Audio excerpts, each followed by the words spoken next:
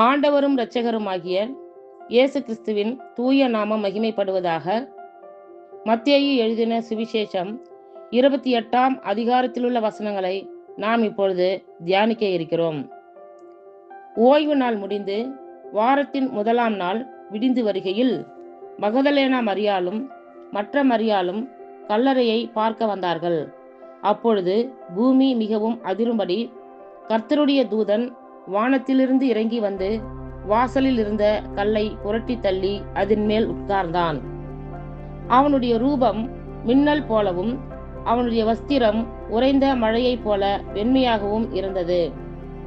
காவலர் அவனுக்கு பயந்ததினால் திடுக்கிட்டு செத்தவர்கள் போலானார்கள். தூதன் அந்த ஸ்திரீகளை நோக்கி, நீங்கள் பயப்படாதிருங்கள். சிலுவையில் அறையப்பட்ட இயேசுவை தேடுகிறீர்கள் என்று அறிவேன். அவர் இங்கே இல்லை, தாம் சொன்னபடியே உயிர்த்தெழுந்தார். கர்த்தரை வைத்த இடத்தை வந்து பாருங்கள். சீக்கிரமாய் போய் அவர் மரித்தோரிலிருந்து எழுந்தார் என்று அவருடைய சீஷர்களுக்கு சொல்லுங்கள். அவர் உங்களுக்கு முன்னே கலிலியாவுக்கு போகிறார், அங்கே அவரை காண்பீர்கள். இதோ உங்களுக்கு சொன்னேன் என்றான்.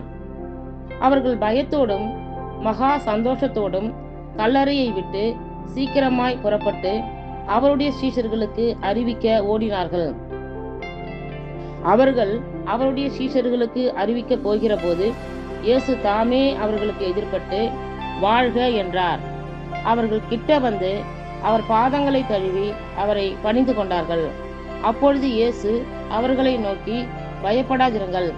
நீங்கள் போய் என் சகோதரர் கலிலியாவுக்கு போகும்படி அவர்களுக்கு சொல்லுங்கள். அங்கே அவர்கள் என்னை காண்பார்கள் என்றார். அவர்கள் போகையில் காவல் சேவகரில் சிலர் நகரத்துக்குள்ளே வந்து நடந்த யாவற்றையும் பிரதான ஆசாரியருக்கு அறிவித்தார்கள். இவர்கள் மூப்பரோடே கூடி வந்து ஆலோசனை பண்ணி சேவருக்கு வேண்டிய பணத்தை கொடுத்து, நாங்கள் நித்திரை பண்ணுகையில் அவனுடைய சீஷர்கள் ராத்திரியிலே வந்து அவனை களவாய் கொண்டு போய்விட்டார்கள் என்று சொல்லுங்கள். இது தேசாதிபதிக்கே கேள்வியானால் நாங்கள் அவரை சம்மதப்படுத்தி உங்களை தப்புவிப்போம் என்றார்கள். அவர்கள் பணத்தை வாங்கி கொண்டு தங்களுக்கு போதிக்கப்பட்டபடியே செய்தார்கள். இந்த பேச்சு யூதருக்குள்ளே இந்நாள் வரைக்கும் பிரசித்தமாயிருக்கிறது. 11 சீஷர்களும் கலிலியாவிலே இயேசு தங்களுக்கு குறித்திருந்த மலைக்கு போனார்கள். அங்கே அவர்கள் அவரை கண்டு பணிந்து கொண்டார்கள்.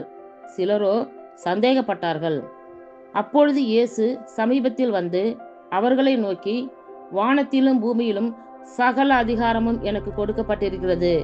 ஆகையால் நீங்கள் புறப்பட்டு போய் சகல ஜாதிகளையும் சீஷராக்கி பிதா குமாரன் பரிசுத்த ஆவியின் நாமத்திலே அவர்களுக்கு ஞானஸ்தானம் கொடுத்து, நான் உங்களுக்கு கட்டளையிட்ட யாவையும் அவர்கள் கைக்கொள்ளும்படி அவர்களுக்கு உபதேசம் பண்ணுங்கள்.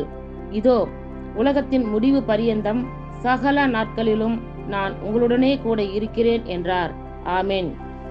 இத்துடன் மத்தேயு எழுதின சுவிசேஷ புத்தகம் நிறைவுற்றது. கர்த்தர் தாமே நம் எல்லோரையும் ஆசீர்வதிப்பாராக. ஆமேன்.